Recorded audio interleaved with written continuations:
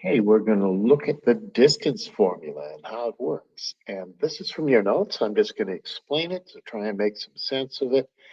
And they start off with this distance formula and they say it's really Pythagoras. Well, first let's figure out what 2 points we're trying to find the distance between. Well, -2 and -2, that's 2 to the left and 2 down. And then B is 3 to the right and 2 up. So B is 3 and 2. Well, if you go straight up and then straight along, you'll make a right angled triangle. If you go up vertically and then you go over to the right, you'll get from A to B. And what you're seeing, well, if it's a right angled triangle, you should remember Pythagoras, and AB is really the hypotenuse. So AB squared, the hypotenuse squared, equals the other two sides squared. BC squared and AC squared. But hey, what's going on here?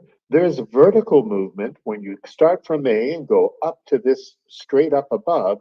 If you go from -2, this is the vertical. If you go from -2 all the way up to 2, well, that's 4 units from -2 all the way up to 2. 1, 2, 3, 4 units. And from -2 all the way to 3, that's 5 units. So if we go 5 squared plus 4 squared, 25 plus 16 is 41. Take the square root of 41, and you'll get how far it is from A to B, 6.4 units. But you know, they show you in the next bit of notes that this will work for any 2 points. And all you do to find the distance between any 2 points, if you want to find, and sometimes it's useful to think of the distance squared, AB squared, all you do is subtract the two x values. We'll call this xb and yb, xb minus xa. Just we subtract the two x values, and what do we get? We get the change in x, the horizontal movement. If we subtract the two y values, yb minus ya, you get the change in y. Well, let's go back here and say, how would we use this formula?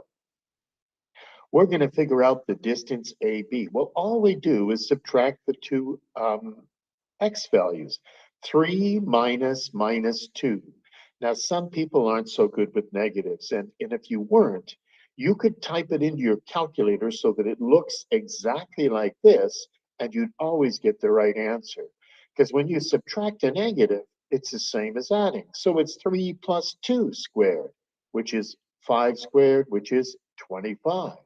On the next one, we subtract the two y values. 2 minus -2, well, that's really 2 plus 2.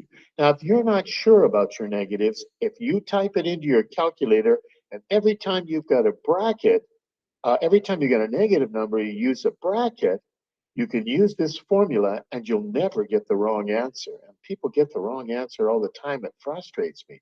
So it'd be really good. I made a formula. I made a video called How to Use a Formula to Get the Right Answer, that you should really think about and understand adding and subtracting negatives. And that's it. The distance formula is really Pythagoras. You subtract the two x values and square it, subtract the two y values and square it. That's what the formula tells you. And then take the square root, and you always get the answer for the distance between any 2 points. And it works for any 2 points in the coordinate plane. I hope this helps.